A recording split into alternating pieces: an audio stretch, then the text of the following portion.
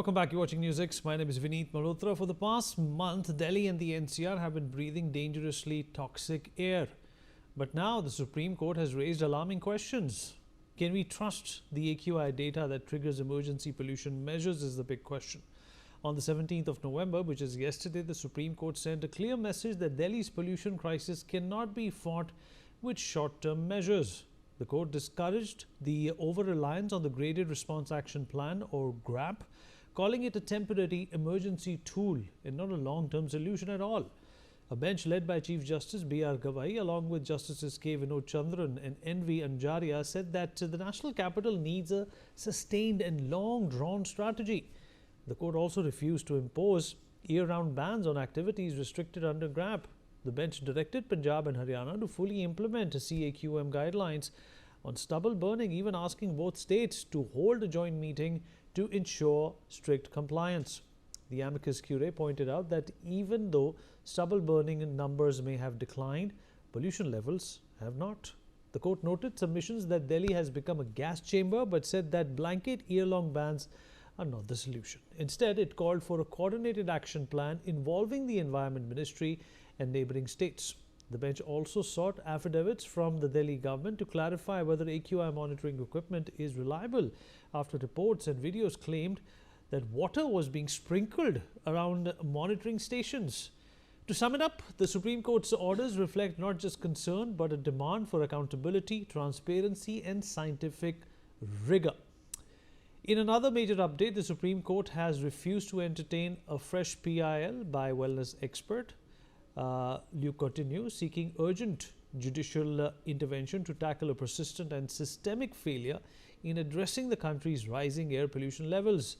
The top court, however, allowed the court allowed Luke to withdraw the PIL and file an intervention plea in a pending case filed by environmentalist MC Mehta on pollution earlier on. The court is scheduled to hear the main plea on pollution tomorrow. At this point in time, we are joined by Mr. Luke Cotineux.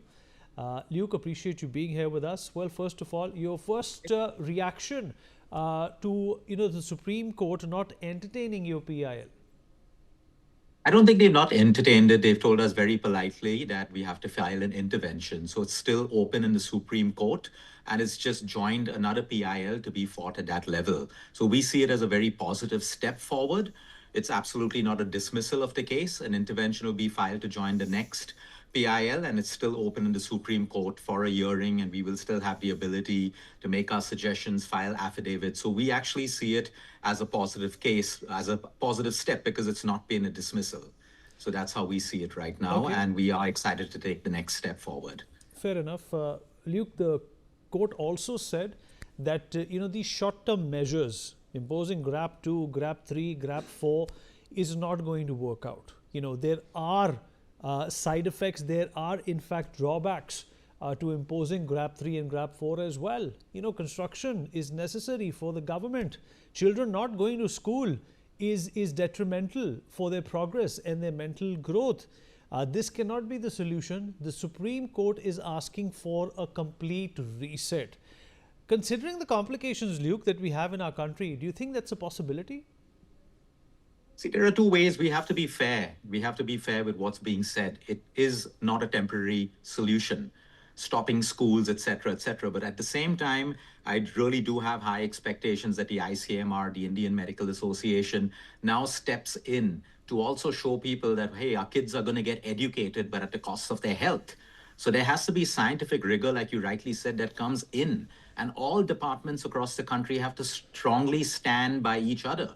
The Supreme Court has the right to say that. Absolutely, it's not going to be a long-term solution. How long will we not let kids go to school? How long will we stop activities like construction, etc.? But then this has been going on for the longest time, and that's what we've asked in our plea. Like, why has it gone on for year after year, where so many people have filed complaints, etc.? And every year it comes in March when the pollution ends, it's forgotten until the next pollution season starts.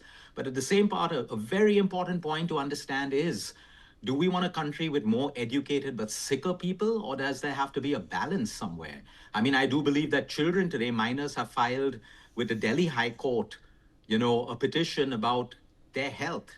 their lungs, them breathing out air on their way to school, activities that are still be sports activities that are still being conducted outside. So it's a fine line that comes between a choice, and this will always remain a fight for people who want to support education over health and people who want to support health over education, which is why we're really looking at the Supreme Court to really look at a long term solution in a fair balance to everyone, whether it's construction, because life has to go on, people's livelihoods are dependent on so many little things. So it is a stopgap solution, which is not going to be serving in the long term purpose. But my point on this is, are we choosing education over health? Or is our country supposed to be looking at educated people, educated children coming out along with their health, not at the cost of, one another? So that's my point on that. Luke, we also had some of our colleagues and reporters go out there in the in open and speak to people who are breathing this air. It's very, very evident. It's quite apparent that a number of people don't realize the dangers of the air that they are breathing, because obviously this is not something that's going to affect your health instantaneously. There is going to be a build-up.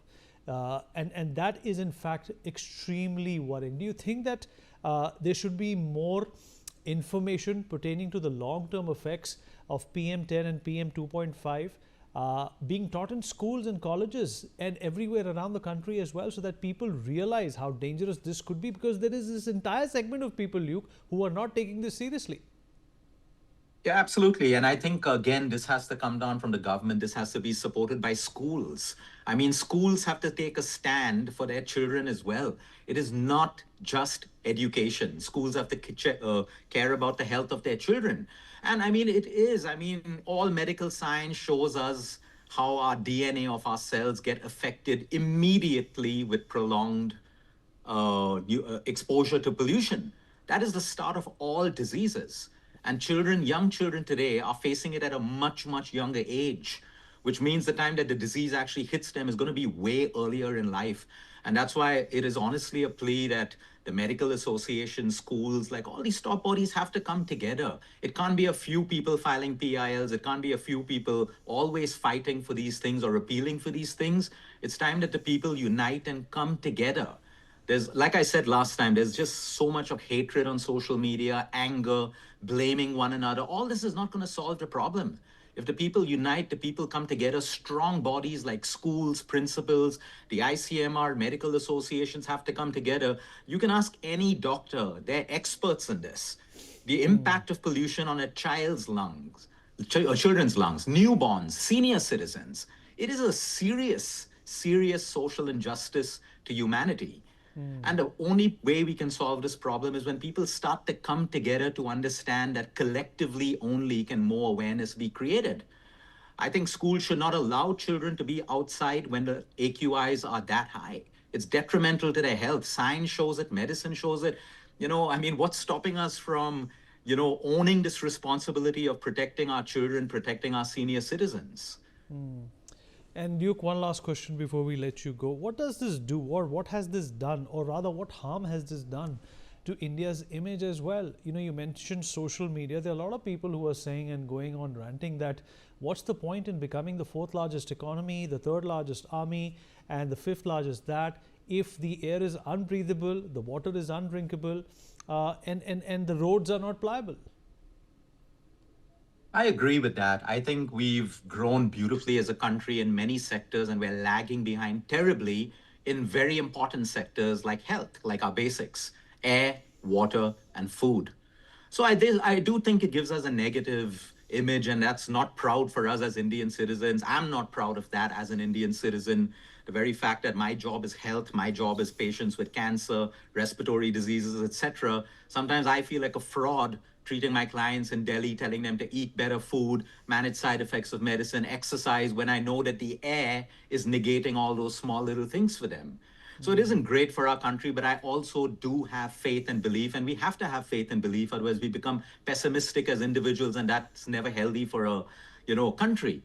I think we have to start trusting, coming together as people, and really putting these things together, because India is a superpower. We have the ability to be a superpower across the globe, but we got to start fixing these things. We got to start fixing these problems in order to fix the bigger image of our country, and to, actually hold that flag proudly as Indian citizens. So it is a must to change the image of our country.